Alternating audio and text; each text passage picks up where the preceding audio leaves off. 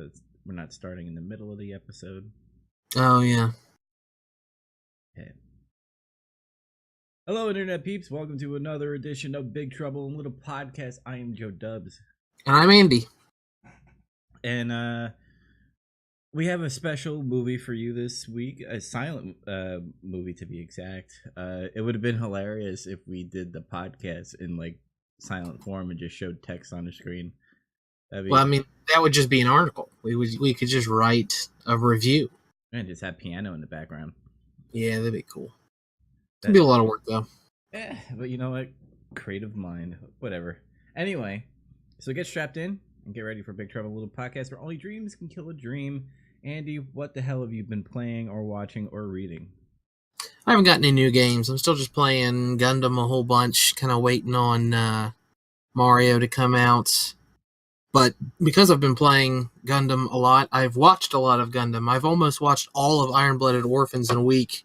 And I started watching Gundam Unicorn. They're both just... Gundam Unicorn is a theatrical OVA, and Iron-Blooded Orphans is a television show. They're both extremely good. And where did you watch them again? Iron-Blooded Orphans is on Crunchyroll. It's also airing on Toonami right now. I think they're in Season 2 on Toonami. It should have just started. I'm finishing up Season 1. And Unicorn, I had 2 episodes on my computer, and I don't remember why or when from. I probably pirated them, if I'm being honest. But I liked them so much, I ordered the DVDs, and they're sitting on my entertainment center now. I'm going to watch more of them later. Nice. And I see you have a horror movie party?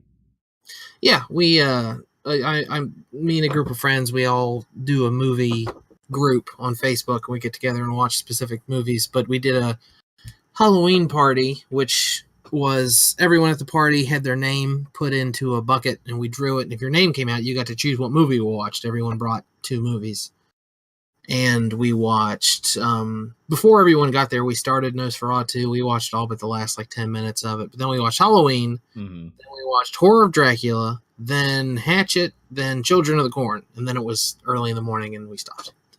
Yeah, I could recognize Halloween, Children of Corn, and Nosferatu. Yeah. Hatchet is hilarious. That one's a lot of fun to watch.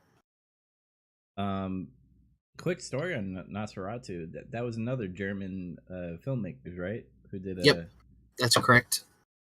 To go before we get into the cabinet of Dr. Caligari. A lot of German directors were big in the 1920s and 1930s. So. Yeah, German film was one of the original. I mean, in small part, maybe even in large part, I guess, to Cabinet of Dr. Caligari. But German film was one of the first ones to take off. And honestly, they had a bunch of really great directors, but half of them were driven out of Germany with the rise of Nazism, and they all came to Hollywood. So that kind of cemented America as the movie country. Mm-hmm. And then when we get into the film, I'll tell you about 2 of them that either stayed or left America to get into the actors of that. But anything else that you've been playing or watching? No, lots of horror for October, lots of Gundam. Have you been playing anything new, or did you watch anything for the first time? I did watch a movie because my parents went to Georgia, so I took control of the living room, and I watched. You ever watch Funny Games? I don't think so. I can't think of what that is. It has Naomi Watts in it. It also has the guy from the new Dawn of the Dead. He's the one of the people that actually make it out alive of the mall. Anyway, it's about a rich family. They all go to this small island area, and I forget what. That's my phone. Spoopy. But they go to this rich area where they go for a vacation, and it's an island. There's water, there's docks and everything. And in the beginning, you see they go up to the neighbors, which they obviously know. They go, "Hey Frank, are we having dinner? Are we gonna play golf tomorrow?" And you see these 2 people in white shirt, white shorts, and then white gloves, just going by them and whispering in their ear, and then the hesitation, "Oh yeah, I'll see you tomorrow." And it's it's all awkward and stuff. But Hmm. anyway, the synopsis of the movie is that these two people, which were in those white shorts and white pants, torture the family in the house, and it's a crazy ride from there. It sounds crazy. Mm-hmm. I thought it was a good thriller slash, I guess, horror for Halloween. Hmm. So check it out. It's on Netflix, actually. Funny games. I also pre-ordered WWE 2K18, and if you pre-order it on PlayStation and Xbox, you get it early 4 days. Oh, huh. That's kind of. So I've I mean, been as far as reservation incentives go, it's a decent one. kinda now. The game is good.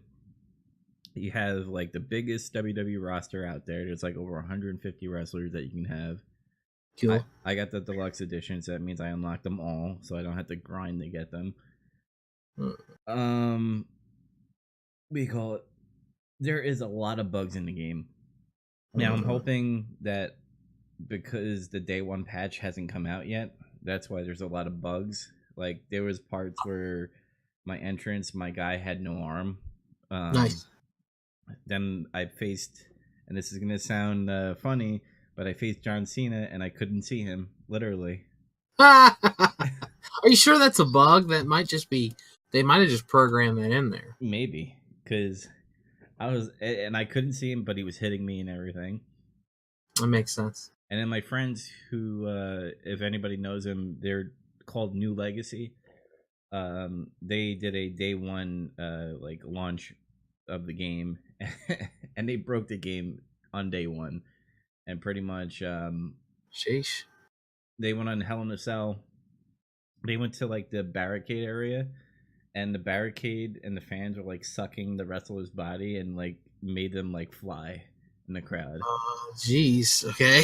Yeah, so it's a nightmare of bugs right now. So like I said, when it's officially out, I'm hoping that they patch it up, and they are aware of this because people are tweeting 2K games. They're like, "Yeah, we know about it. We're working on it."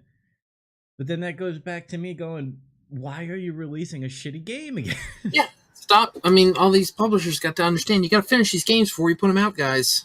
hmm If if it's not finished, then delay it, please. And I understand that these publishers have deadlines and they want to do it at like certain times, especially when sports games. And I guess you can consider WWE a sport game because it comes out when NHL and MLB and all those games come out. Sure. So maybe they have to get used to that deadline. But still, it's like you release this game and it's like it's fucked up. It's like Andromeda all over again. And you know how that's coming out. It's already half off. If you got Origin access, you're gonna get it for free pretty much because it's $5 a month. I mean, you're still paying a price, but to have that new of a game go into Origin access, that's pretty bad. Yeah. You said you got the fancy edition, right? Mm-hmm. Is there anything else in it, like besides you get to unlock stuff? You get Kurt Angle. I think you get 2001 and 2006 and Kurt Angle, and then you get the Cena edition stuff where you get the different versions of Cena. This means you get all the certain DLCs early, I believe, than other people. You get to unlock arenas like WrestleMania 32, 33, and all the other special ones. Hmm. That's all I can think of. And I messed around with like the menu system because every year they change the UI, and this seems a bit better than usual because when you create a superstar, when you go from switching to upper body a lower body, it takes like that extra 15 seconds, and they're like, God damn, it's taking forever to make a character. It Hmm. seems smoother, faster, which is a good thing. That's one of the best parts is making a character, I think. Mm-hmm. Yeah, but I didn't like doing it in the previous ones because it's like, man, I'm wasting valuable time trying to create a character where I just want to play. So I don't know. Some people like to take time on their character too, so maybe that's a good thing. Other than that, that's all I've been playing. I don't have enough money for all these other games that just came out, which was Shadow War and Evil Within 2. Then again, I didn't beat their past games, the first game, so gotta beat those before I play those two. Hmm. Yeah. So, do we want to get into the cabinet of Dr. Caligari? Yes. All right. So let's move on to that. Again, I'm doing a slideshow because every time I do some type of video, it gets copyrighted, and then I lose. I always forget to have it up, like to see what you're doing. Yeah. That tab before it loads. Yeah, it's just a little slideshow that I got going on, and then a little theater. Make it immersive, I guess. It's classy. I like that. So, Andy, I want you to explain to me what the cabinet of Dr. Caligari was about. Let's see. How best to, well, it was made in 1920. It is a horror film, I guess it is. Mm-hmm. This guy, calling himself Dr. Caligari, he goes to like the town clerk and he says, "Oh, I need a permit to show my somnambulist. I don't know if I'm saying that word right. My sleepwalker at the town fair." And the guy's a prick, but eventually he gives him a thing, a permit. And Caligari's showing off. He's like, "Oh, I have a sleepwalker. Come see him. He's crazy, man. You'll get a kick out of this." And then the town clerk is found dead. Dun dun dun. And then we see that his sleepwalker is like this real tall, scary looking guy. That like it's revealed to the viewer that he murders. Who's this? Oh, the second person is the guy's friend, Alan. Mm-hmm. The main character. He's telling a story in flashback to someone on like a park bench or something, or in the woods. I don't know where they are. But interestingly, because I read up on analysis of this movie, is that you know how Pulp Fiction, how they do like the ending to the beginning, or they jumble up the story where they give you these events and then we have to piece it together to see which one was the beginning or the next scene. yeah, Apparently, that first scene was the end of it, pretty much, because that woman that was walking towards them was a ghost. yeah. She's dressed in white, and I think this movie. I don't know if it invented the twist ending, but it's got to be one of the first movies to use that too. Mm-hmm. I thought It has a twist ending. Spoiler alert. I thought they had two twists to come to think of it, because your main character Francis, who was one of the guys that sat on the bench, he was trying to confront Dr. Caligari because he thought the thing that was in his cabinet, which was the sleepwalker, was killing everybody in town. And in reality, spoiler alert, this movie's been out forever, but it's one of the oldest movies ever, guys. That it wasn't the sleepwalker that was committing the crimes, it was Dr. Caligari doing all the murders. And they eventually get his notebook or his journal where he pretty much explains step by step what happened. Yeah, he was obsessed with someone else that had that name in like the 1800s in northern Italy or something. That also had a sleepwalker that he was using to commit murders. So he's like, "Oh, I'm going to do this," but I wasn't sure of his motivation other than he's crazy or something. Like he was running. One of the twists is they're like he's at the fair and he's showing it off, and it seems like he's just like a traveling performer, and he's got this man in a box that's sleepy all the time. But they try to capture him, and he runs away, and he runs back to an insane asylum. And you're like, "Oh, he lives here. Is he crazy? Is he?" Turns out to be the director of the place. But I didn't. I think he was just studying it, and he became obsessed and decided, "Oh, I'm gonna use a sleepwalker to kill people too, maybe poorly." Well, the sleepwalker was a patient, by the way. Yeah. They brought to him Caesar, this guy. He was in a wheelchair and he slept, I guess, all the time. I don't know if that's a real medical condition or if they made that up.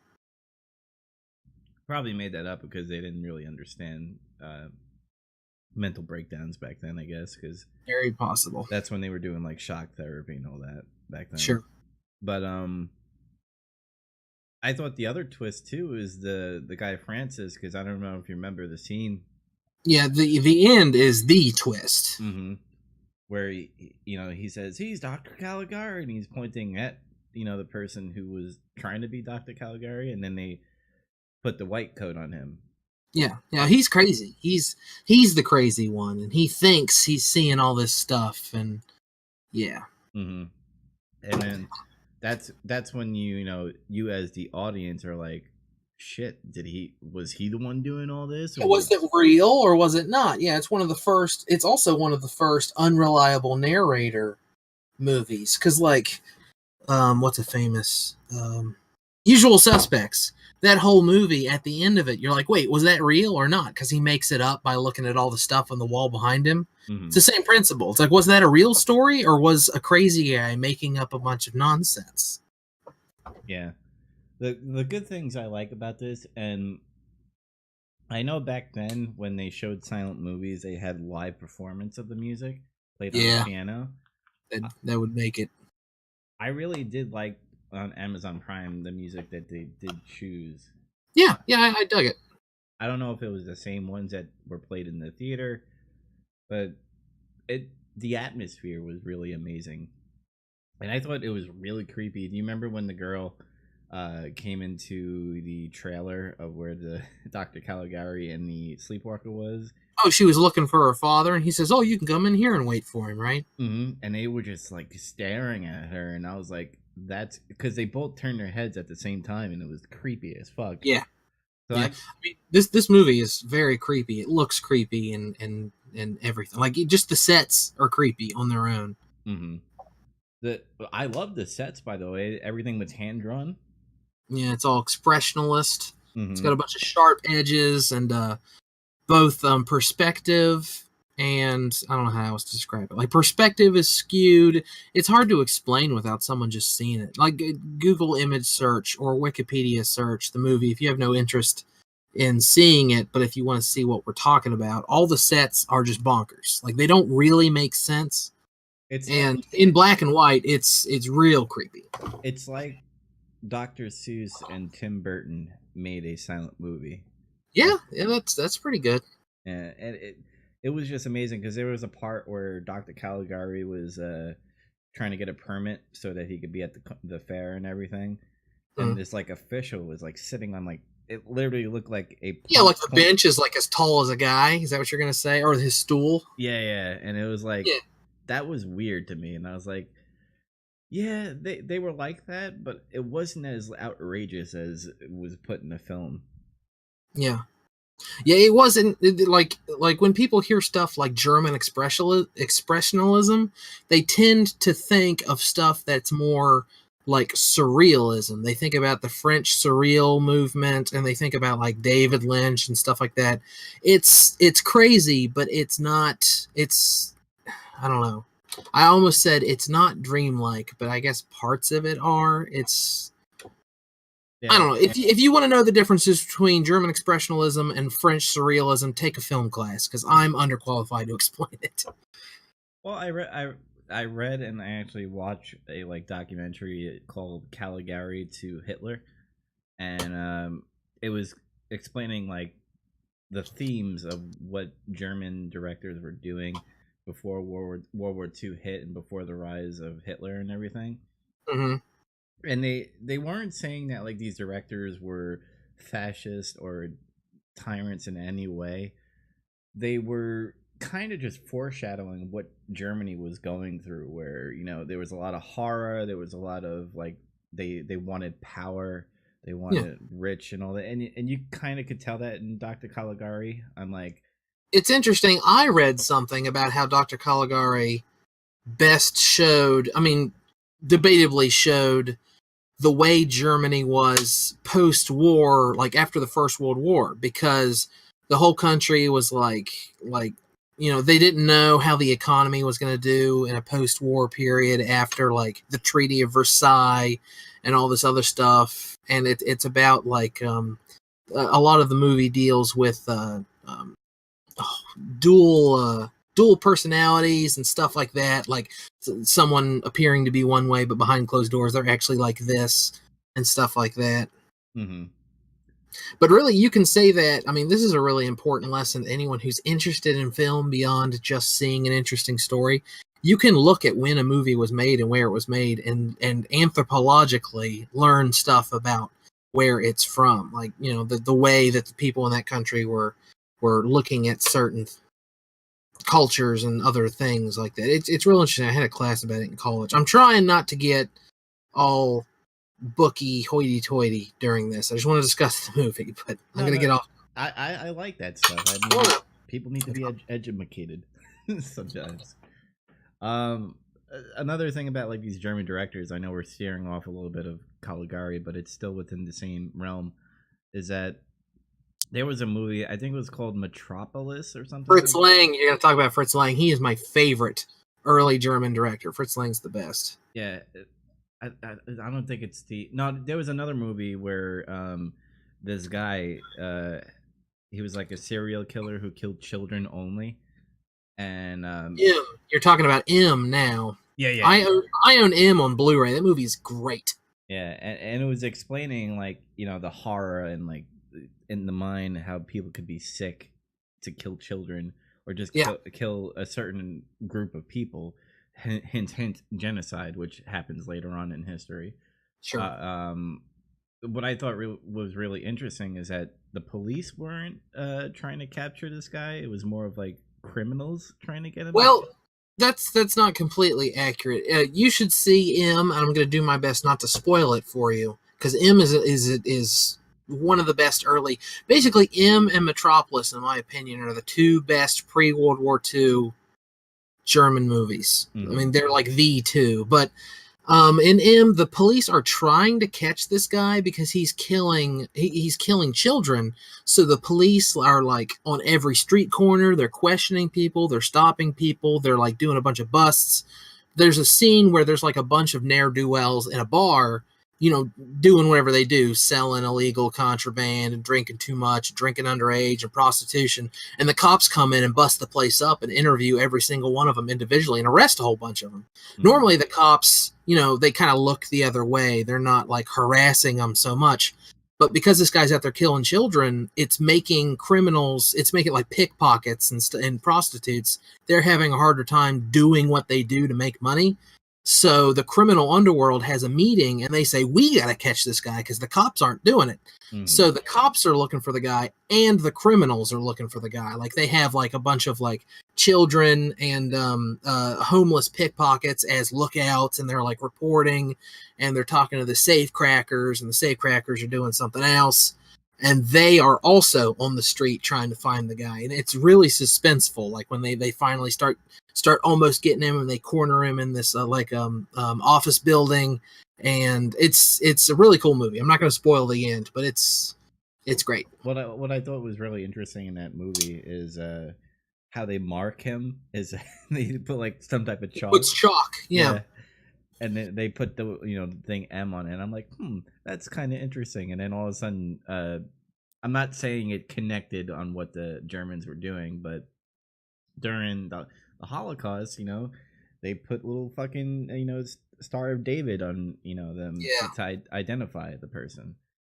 And I thought that was really, really interesting. And I actually want to watch these movies now just to see how great it was and all the themes that they were doing. M is great. You should start with M as soon as you can get.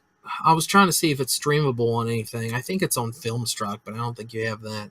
YouTube usually has somewhat of a legal version of it.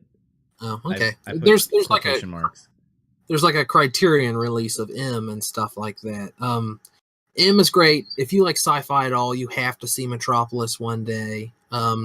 Kino did a release of that, but a bunch of other companies did it too. Metropolis is kind of like Cabinet of Dr. Caligari in that you can find copies of it all over the place.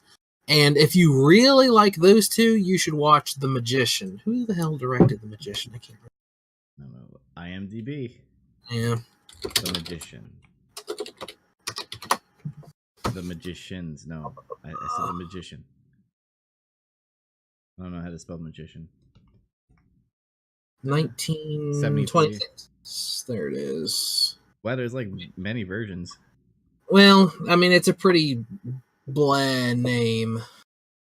I think this is the right one. No, this isn't the right one. God damn it.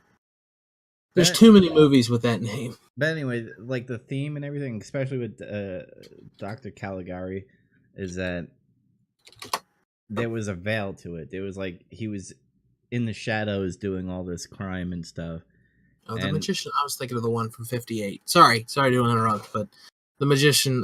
Whatever. It is a good movie, but it's from way later. I'm an idiot. Max von Sydow, whatever. That's one of the actors. Yeah, he's in it. Yep. But anyway, like the themes and stuff is like this horror of a person is like in the shadows doing bad things, and it was like these German directors were like foreshadowing something was going to happen. And you know how people in society Came out of the shadows, I guess, as you could say, right? yeah. And then It was in the shadows, and then in the '40s, it wasn't. Well, late in the '30s, in the mid '30s. yeah, 30s. That's when the Third Reich was like in the power. But you also got to think when these movies were out and they were like pretty much propagandizing all these movies, that people were believing in this horror and that they needed to get out of it. And I think, you know, Hitler said we're going to do all these great things and we're not going to be poor anymore. And then it's like, yeah, I want to go with him. And then you find out he's actually the bad guy in all this. He used film a lot too. Mm-hmm. I mean, like stuff like Triumph of the Will and a bunch of other films. Yeah, stuff fictionalized in Inglourious Bastards, that kind of thing. Like Germany used film up and through the war. Yeah, he loved art, by the way. Yeah, I mean, he studied as an artist, I guess. So. What people don't really understand, and this is getting really educational, is that Hitler was a smart man. He wasn't stupid at all, because he did get stupid when he tried to fight a two-front war with Russia and everything, but that's besides the fact. But he was really smart and crazy at the same time, and people know, if you ever watched the show Eureka, geniuses are borderline crazy. You know, he was good at writing, he was good at studying art and everything. It's just that it's a shame that he was a racist and all the things above that make him crazy. All right. Let's avoid devolving into a conversation about Hitler. What episode are we on? 11? We got to episode 11 before we invoked Godwin's law.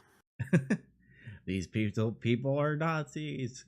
But anyway, guys, check out the Cabinet Dr. Caligari. Do you have any last notes on this movie?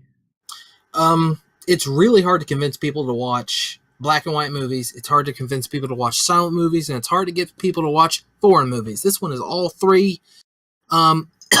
If you watch it, try to find a crisper version than is on Amazon Prime. That's what we watched, and you reported to me that I guess there's a better one on YouTube, right? Mm-hmm. And if you're not really into like silent films and all that stuff, at least watch analysis on YouTube of other people watching it and explaining the story to you. Yeah, it is. It's a part of film history. It's one of the. It's probably the most analyzed and most talked about film from that period of any country. The last thing I'll say about it is, if you're curious about it, I hope this pushes you over the edge. It's only about an hour and 6 minutes long. It's a real easy short watch. Maybe make a cup of coffee, because the middle slows down a bit, but it's short. And it'll broaden your horizons a little bit. And again, this movie's good, but it's not as good as M. It's not as good as Metropolis. It's not as good as Nosferatu. You have a whole lot more waiting for you out there. Yeah, and to touch the last point on it, because it's a little boring, a lot of the cameras are just stationary. So yeah. you see in long, drawn-out scenes. And I mean, it was 1920. They hadn't invented like cameras. I don't think some cameras were even physically capable of like zooming. They hadn't invented like dollies. They hadn't invented cranes. None of that existed yet. So cut them a little slack. Well, yeah, I'm cutting slack, but there's one scene. Bertov hadn't made Man with a Camera yet. Mm-hmm. Man with a movie camera yet. Bertov. But damn it, that was going to be a really smart joke, and I butchered it. There was one scene with the girl and the sleepwalker breaking into her house. Yeah. And that long, drawn-out scene made sense. But there's other scenes where Dr. Caligari is just walking to his desk or something, and it's like taking a Yeah. century to get there. And I was like, all right, can we at least speed it up? But I'm like, it's only the 1920s. They did editing wasn't really their big fortitude yet. It showed those like 3 or 4 doctors reading that book over his shoulder like 5 times. I was like, yes, I get it. They're reading the book. I get it. They like went back every time. I was like, all right, come on, because Yeah, that was the interesting part. Like it was getting more interesting. I was like, go back to what you're doing. man, and a lot of people are gonna be like, well, they were over exaggerating the facial expression. I'm like, because it's a silent movie, they have to get their expressions off somehow. Yeah. Yeah. Other than that, guys, I would say at least give it a chance, or if you're don't want to waste your time on it, at least watch like a 10-minute video talking about it. At least get educated. Get your brain juice. Brain juice. Do it now. But let's move into some news that matter to us, and there's only 2 news that I want to talk about. One of these I was gonna get, but you beat me to it. Yeah, apparently Nintendo registered a trademark about the classic mini Game Boy. Yeah, it's this makes a ton of sense. Everyone was talking about, oh, I wonder if they'll do the Nintendo 64 Classic next. We're all idiots. Of course they're going to make a Game Boy one. Question is it going to be a mini Game Boy like handheld, or are you going to put it to your TV? Like, I think they'll do both. I think they'll do it Switch style. It'll be handheld, but I'll bet you they'll have like a little lead, a little HDMI port or something. That like a mini HDMI port, maybe. I bet you they'll do that. It'll probably have a rechargeable battery too. Yeah, and these are all guesses. I have no fucking clue. It'll yeah, Game Boy apparently has a big library, obviously, because if you're counting Game Boy Color, it was around for a long time. Yeah. Long time. So, what games do you think that are going to be on the Game Boy? Well, Mario Land 2, Pokemon Blue and/or Red and/or Yellow. Let's see, Donkey Kong 94. That game kicks ass. Let's see, Link's Awakening. Duh. Those are all the obvious ones. Metroid 2. Those are all the obvious ones. Kirby. Those are all the obvious ones. Yeah. Other than that, it starts to get more into like they always they have like Final Fantasy and stuff on the SNES Classic. I wonder who they'll reach out to get on that Game Boy. Tetris will probably be on there because it made the system. Mm-hmm. But other than that, it's hard to say for sure. It would be interesting if something like Final Fantasy Legend or Adventure was on there, or I'm trying to think just Game Boy. Like I want to start talking about Game Boy Color and stuff like that, but they'd probably save that for another release, right? Do you think? Wait, what was the question? I'm sorry. Do you think they would include Game Boy Color and stuff along with the Game Boy? Yeah, I think they're gonna mesh that together because it was only to get color into the Game Boy, so I can consider that part of the family. Oh, okay. I figured they'd do something like that separate because there's just so much to choose from. Mm-hmm. I mean, if color's on the table, then maybe something like Shantae, probably. The other Pokemon, Silver, Gold, Pokemon Pinball, maybe. There was a Pokemon trading card game that was pretty popular. I feel like they probably skipped that. Oh, some of the Wario Lands, duh. Besides Mario Land 1 and 2, Wario Land, Super Mario Land 3, Wario Land, and then Wario Land 2, Wario Land 3, Wario Land 4. Because I really don't see them doing mini Game Boy and then mini Game Boy Color. I mean, I think they could. I guess they could, but I don't know. Oh, Game & Watch galleries, probably. Now, next question is: let's say they do combine both libraries together. Sure. The mini, how many games do you think they're going to have on that system? You think at least maybe 25? At least 25, but really there's no excuse not to have more. There's no excuse not to have more NES and SNES games on there, obviously. Mm-hmm. Hackers have cracked them and put a gajillion games on there. But they want to keep them affordable. So, honestly, I think 25 might even be too safe an estimate. I'd say 35. I'm going to say 35. 35. I like that number. Yeah. Um, I have mixed feelings about these mini consoles just because I can't get one most of the time. Uh, Yeah, I'm still waiting to walk into a store and see a SNES Classic on the shelf. They swore up and down I was going to be able to do that. Hasn't happened yet, but to be honest, I don't exactly go into a lot of stores a lot. I was in a Toys R Us since it has released, so it's not like I'm I gotta go to Walmart every morning when they stock the shelves. I gotta go to Target and GameStop and blah blah. I gotta call everywhere. I'm just living my life, and if I see one, I'm gonna buy it. That's mhm. pretty much it. It just sucks with all these scalpers, man. I'm like, how do you get rid of that? You can't. It's You just can't buy from them. yeah, If you want it to stop, don't buy from scalpers. Don't overpay for something. yeah. But you have those people that do it anyway, just like how they do pre-orders. Yeah. All right, moving on to another news. Speaking of pre-orders, this article that I have up is just generalizing loot boxes and everything. I did read an article that I can't find anymore, but I know is being done. Apparently, UK government is getting involved with microtransactions in video games on like how like loot boxes are where you pay for them and the chances of you getting rare stuff is considered gambling. It was a matter of time.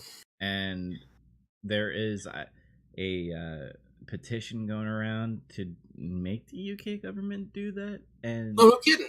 yeah, Well, I thought I read, I think it was on Kotaku, there was an article about how the government doesn't consider, or no, was it the ESRB? The ESRB doesn't consider loot boxes gambling, I think is what it was. yeah, Not the because they don't want the government to get involved. That's why the ESRB was created in the first place. Yeah, Because absolutely. Because the government said, look, either we're going to regulate this or you're going to regulate it. And they said, oh, we'll do it. We'll do it. We'll do it. mm, and I'm not against that, by the way, for ESRB being like, hey, there's like transactions involved within the game that Yeah. you could do to get these loot boxes, so that either parents are aware.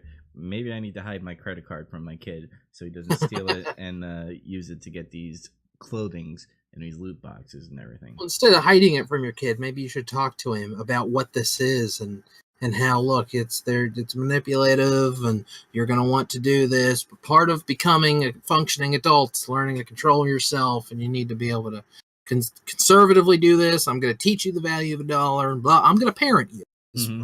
Yeah, and nobody parents anymore. So, Yeah. but my opinion on this, and it's probably going to be in the minority, is that I think this is gambling in a way. If you go to It pretty much is. We're on the same page here.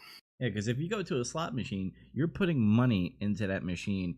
You are hitting that lever, and then you are seeing if you won or not. Just like how you are in games where you put in $4.99 to get like 2 loot boxes, just so that it can randomize, so that you can get that rare clothing that is sometimes or not can be sold online. Mm-hmm. So you both are chances that you're paying for, and you keep on paying for, in order to get the big win.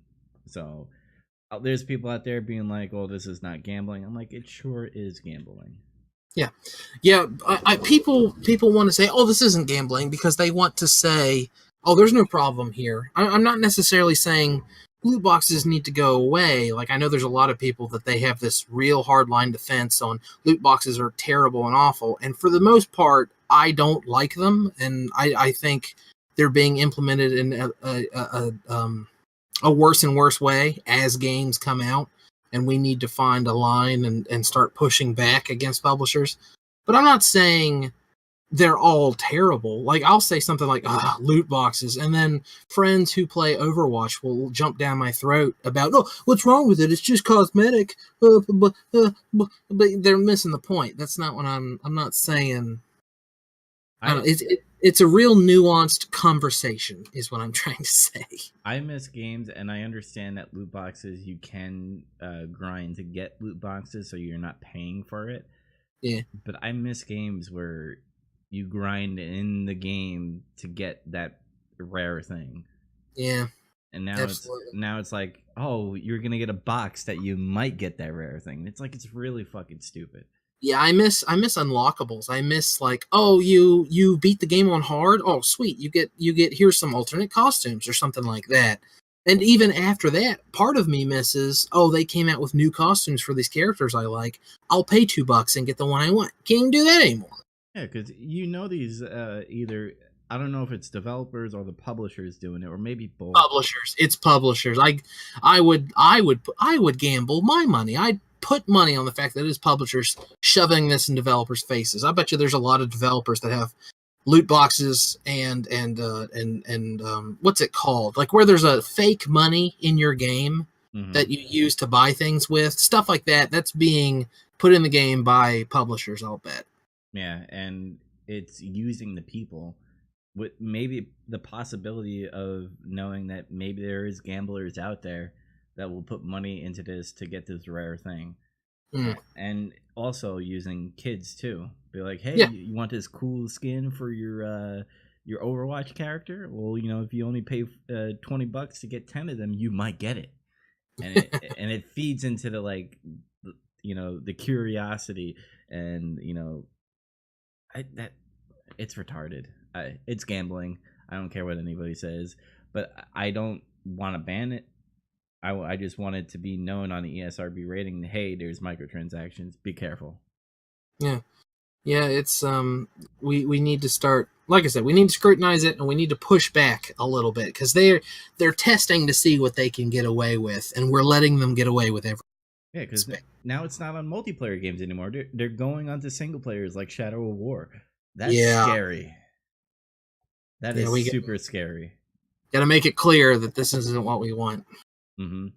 And that sometimes when the game comes out, you got to show, hey, I'm not going to buy it on day one. I want to see if it will change. And that's how you communicate with your dollar. But I mean, don't be afraid to hit people up on like Twitter and stuff too. Or you got to make it clear.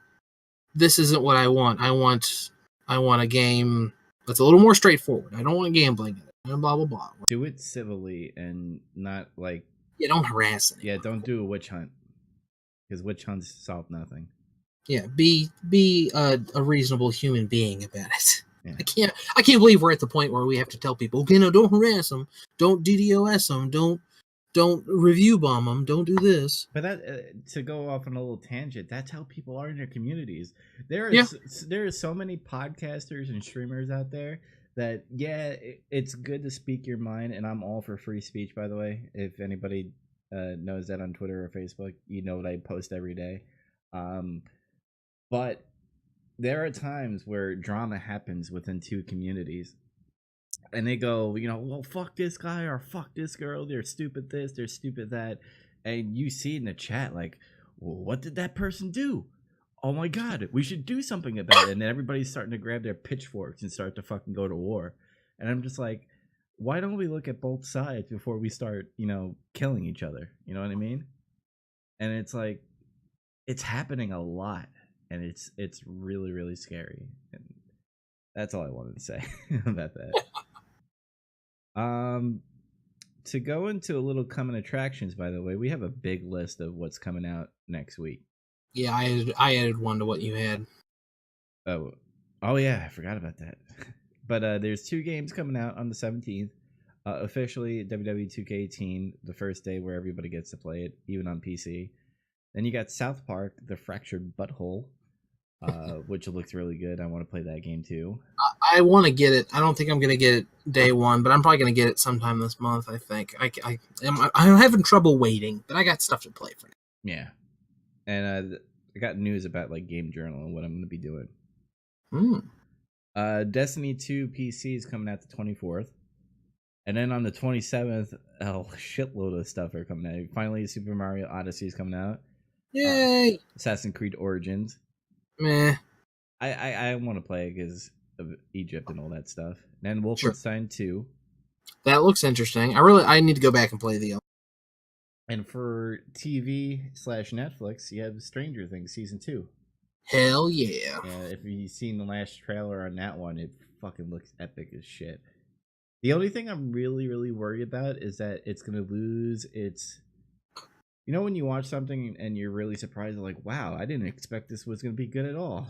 Yeah, like you expect something completely different. Like that, you don't get that with a Season 2. Yeah, Season 2, I feel like they're going to put a lot of, like, more 80s tip of the cap to other movies, and it's gonna be like, all right, guy, I understand. That was from Ghostbusters.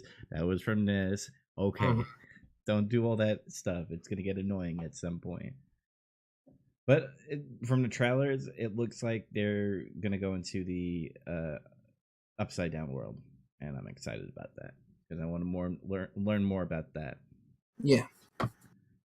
And other than that, I have no other things to talk about besides Game Journal. I think the first game I'm gonna play is Shadow of Mordor, because I want to play Shadow War.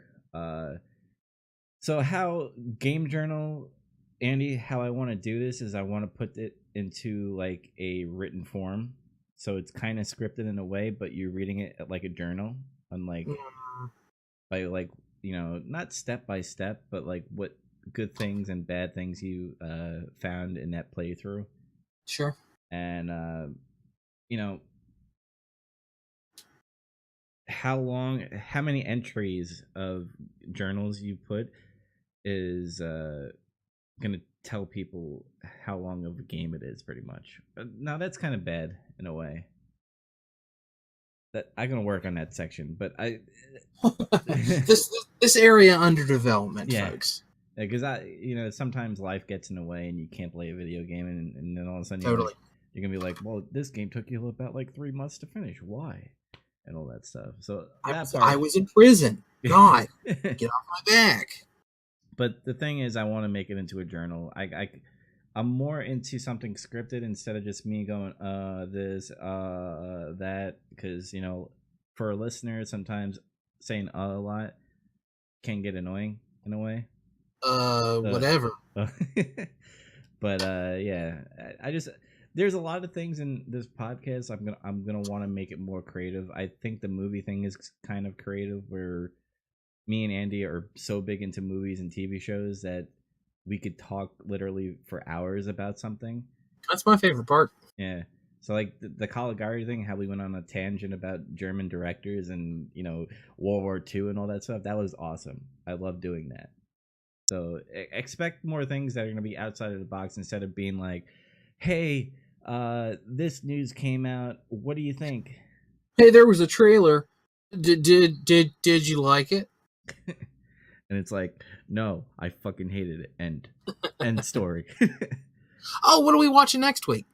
Oh, we're gonna watch Them. I was gonna do Cult of Chucky, but I there were 3 movies I actually wanted to watch. Them, Gerald's Game, which is a Stephen King book that was made into a movie on Netflix. And then Them is Lucas and Clementine live peacefully in their isolated country house, but one night they wake up to a strange noise, and they are not alone. Did you say Them twice? You meant to say Cult of Chucky the third time. Oh yeah. Sorry, Cult of Chucky. I'm a little disappointed. I wanted to watch Cult of Chucky.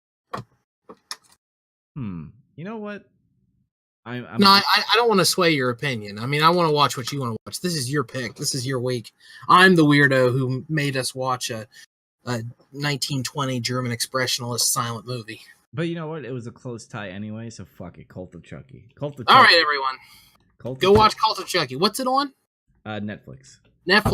So if you've got Netflix, you're set. And if you don't, then I don't know. Then after Cult of Chucky, we're going to have 4 new movies that we're going to list for everybody to watch, and we can discuss on our podcast. I'm going to miss a week. Are you going to do a guest host? Are you going to be open for business that week? Yes, there is going to be something there. Either I'm going to do a guest. I actually am talking to another community person that has a YouTube channel that I might bring on to kind of test waters for another podcast down the road, or possibly, do like a collab with them in some way so that we can get more audience members. So Disney. But I also might do a solo thing where I kind of rant.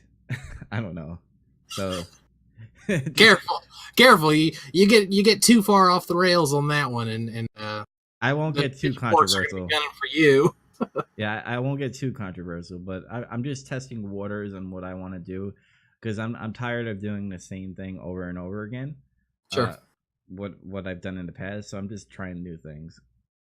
But anyway, thanks for listening to episode 12 of Big Trouble in Little Podcast. Remember to like and subscribe to us on YouTube and VidMe. And remember, you people sit tight, hold the fort, and keep the home fires burning. And if we're not back by dawn, call the president. See you guys later.